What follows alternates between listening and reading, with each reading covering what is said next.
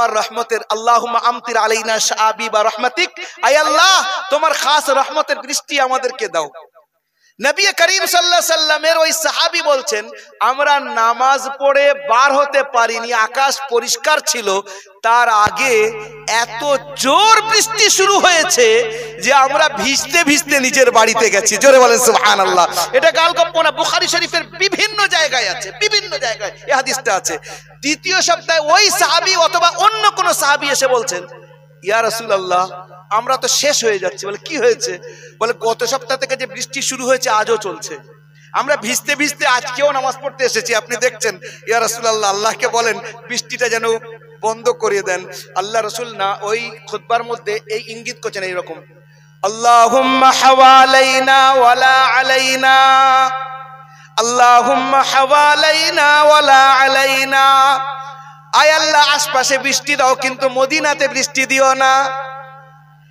ওই সাহাবী বলছেন যে আমরা দেখতে পাচ্ছি মদিনার মধ্যে যেন সূর্য উদয় হয়েছে, চারিদিক থেকে খবর আসছে বৃষ্টির, কিন্তু মদিনা শরীফে আর এক ফোঁটাও বৃষ্টি হচ্ছে না, পুরো মেঘটা কেটে চারিদিকে চলে গেছে হুজুরের আঙ্গুল মুবারকের এই ইঙ্গিতের কারণে। জোরে বলেন সুবহানাল্লাহ।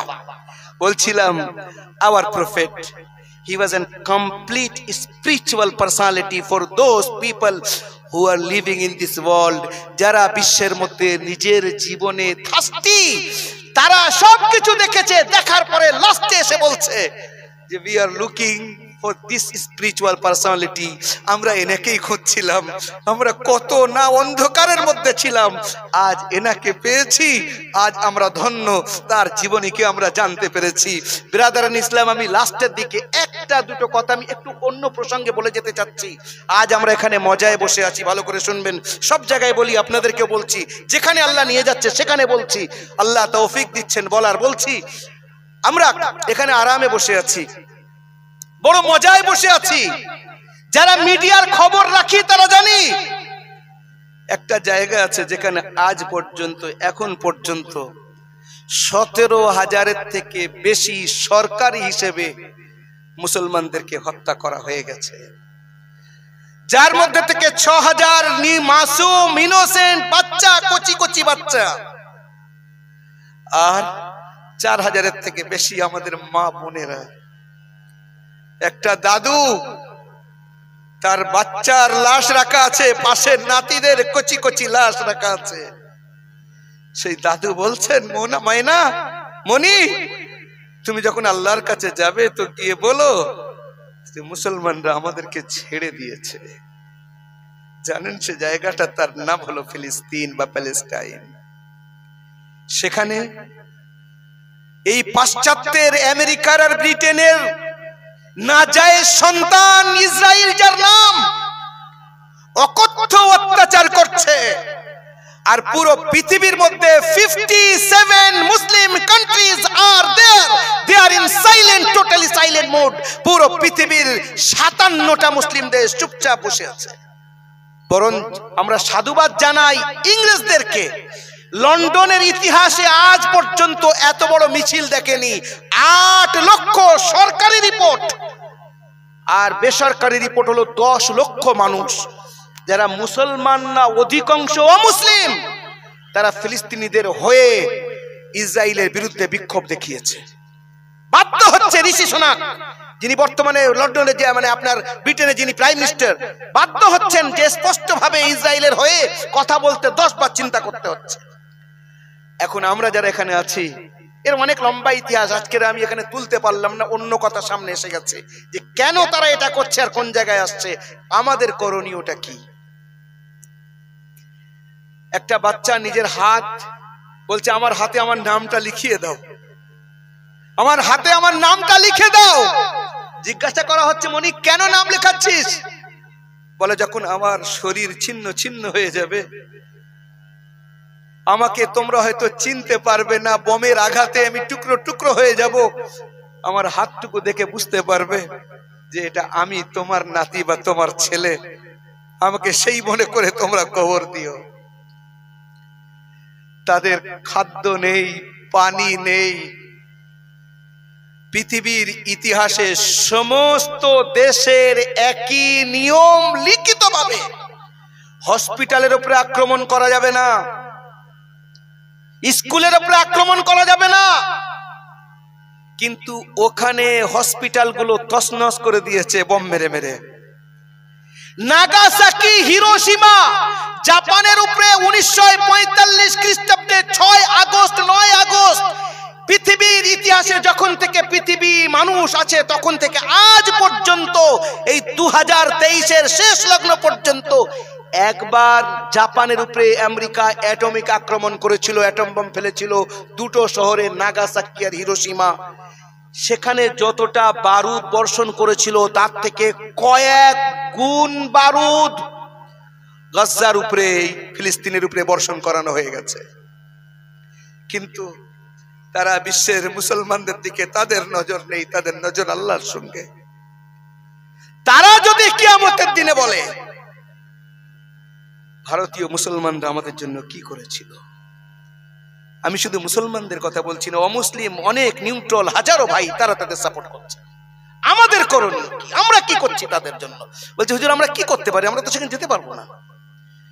যেতে পারছি না ঠিক আছে, তার অনেক বাধ্যবাধকতা আছে, এছাড়া কি কিছু করণীয় হতে পারে আমাদের জন্য?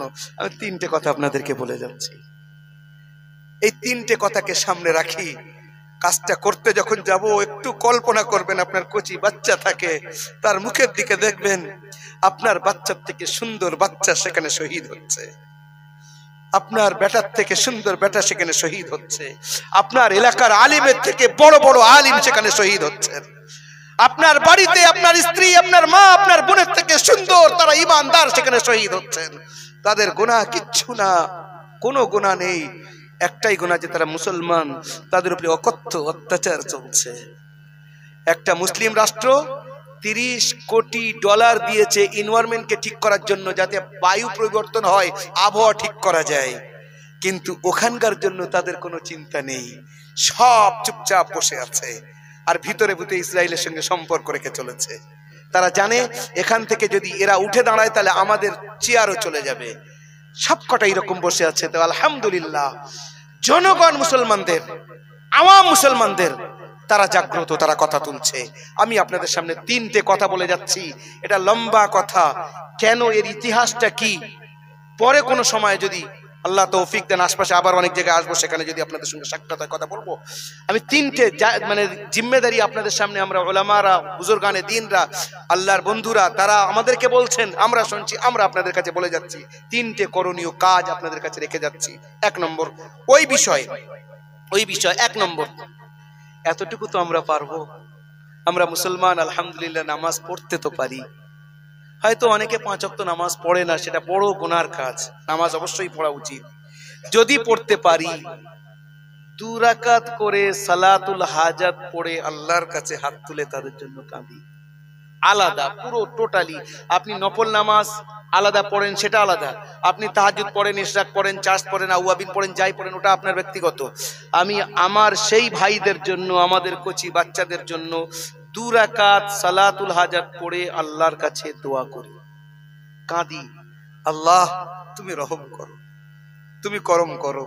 তাদের জন্য একটু 2 চোখে 2 ফোঁটা যদি পানি ফেলতে পারি, নচেত মনে রাখবেন কিয়ামতের দিনে যদি ওই মাসুম বাচ্চারা দাঁড়িয়ে আমার আপনার কলার ধরে, জামা ধরে, তোমরা কি করেছিলে, এত সংখ্যা মুসলমান ছিলে, আমাদের কোনো উত্তর থাকবে না। অন্তত এতটুকু তো বলতে পারবো, আল্লাহ তোমার কাছে কেঁদেছিলাম আমার ভাইদের জন্য, এতটুকু তো করতে পারবো। 1 নম্বর।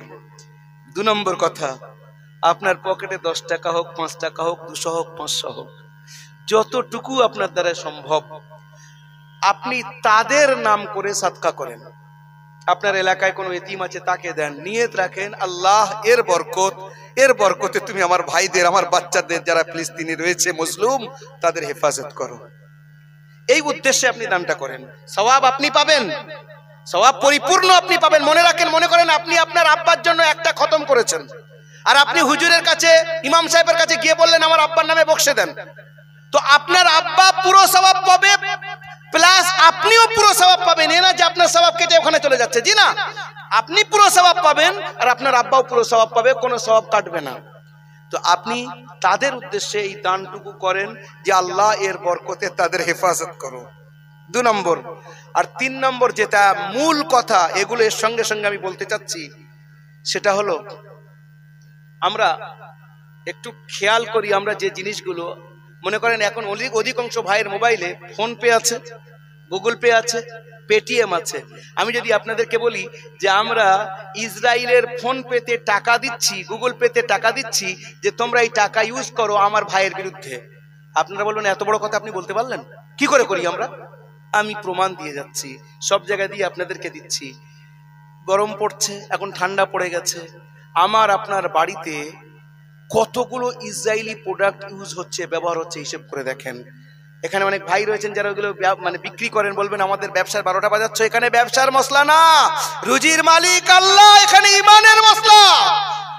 Pepsi, Coca Cola, Thums Up. পেপসির আপনি ফুল ফর্ম জানলে আপনি জানতে পারবেন। Pepsi, PEPSI, P for pay, E for each, P for penny, S for save, I for Israel.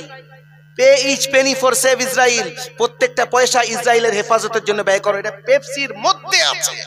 আপনি যেটা খাচ্ছেন তার একটা বড় অংশ পয়সা ইসরায়েলকে আপনি দিচ্ছেন। আপনি দিচ্ছেন কি? পয়সা তুমি নাও, আমার বাচ্চাকে তুমি হত্যা করো।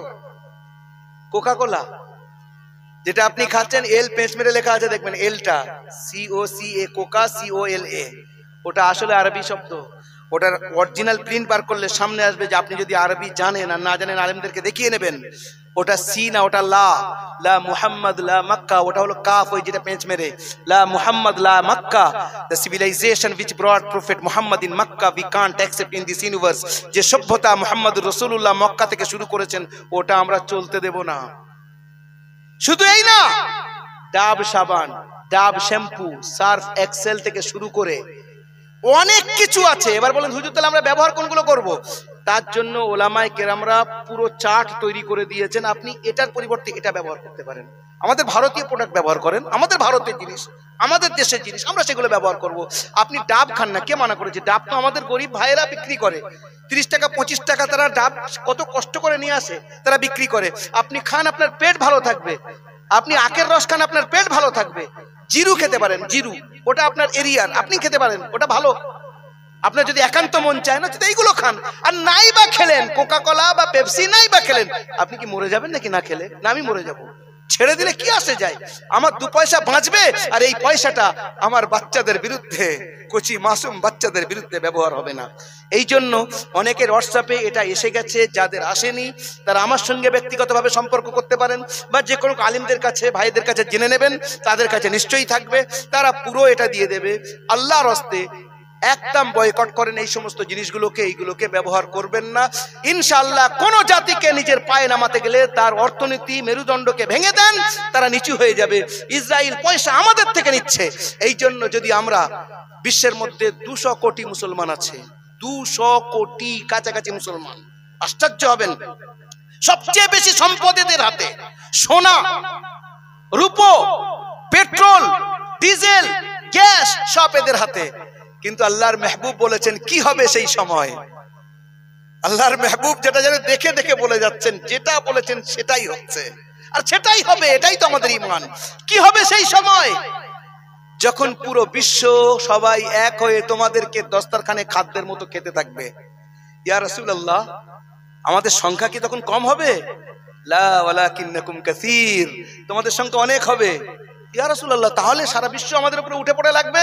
ওয়ালাকিন্নাকুম গুসাউন কা গুসাইস সাইল, না, তোমাদের ইমানি শক্তি তখন একেবারে কমে যাবে। যেমন নাকি একটা প্রবাহিত খাল, তার উপরে যেমন ময়লা আবর্জনা ভেসে থাকে, তার কোনো অস্তিত্ব থাকে না, তোমাদের ব্যক্তিত্বের কোনো অস্তিত্ব থাকবে না, কোনো তোমাদের ভারত্ব থাকবে না, তোমাদের সব শেষ হয়ে যাবে। তার পিছনে মূল কারণ কি? দুটো। একটা হলো হুব্বুদ দুনিয়া ওয়া কারাহিয়াতুল মাউত, একটা হলো পৃথিবীর ভালোবাসা, দুনিয়ার ভালোবাসা, আর মৃত্যু না চাওয়া। ব্রাদারান ইসলাম, বাস আমি আমার কথা শেষ করে দিচ্ছি, পরের বক্তাও এসে যাচ্ছেন ইনশাআল্লাহ। বাস এতটুকু আপনাদের কাছে আমি কথা বলতে চাই, আল্লাহর রাস্তে, আল্লাহর রাস্তে এই প্রোডাক্টগুলোকে বয়কট করেন, হ্যাঁ, আর তাদের জন্য একটু অন্তত আমরা দোয়া করি। আমাদের ভারত সরকার যেটা করছে, তাদের নিজেদের কি করছে তারা বুঝুক, কিন্তু আমাদের, আর শুধু মুসলমানরা না, আলহামদুলিল্লাহ হাজারো মুসলমান ভাই আছে, অমুসলিম ভাই আছেন, হাজারো হিন্দু ভাই আছেন, তারা এদের ফিলিস্তিনিদের হয়ে এদের হয়ে সাপোর্ট করছেন যে সত্যি এদের দেশে এদেরকে তাড়ানোর চেষ্টা হচ্ছে, এদের দেশকে শেষ করা হচ্ছে, এরা বাইরে থেকে উড়ে এসে বসেছে, কেন এরকম হবে? তারা পরিপূর্ণ এদেরকে সাপোর্ট করছে ফিলিস্তিনিদেরকে। এই জন্য আমি সবার কাছে সেই সমস্ত ভাইদের জন্য, মজলুম ফিলিস্তিনিদের জন্য দোয়ার আবেদন রাখি। আল্লাহ সুবহানাহু ওয়া তাআলা আমাদেরকে সঠিক বোঝা ও তার উপরে আমল করার তৌফিক ইনায়েত করুন। ওয়া আখিরু দাওয়ানা আনিল হামদুলিল্লাহি রাব্বিল আলামিন। আসসালামু আলাইকুম ওয়া রাহমাতুল্লাহি ওয়া বারাকাতুহু। দুরূদ শরীফ। আল্লাহুম্মা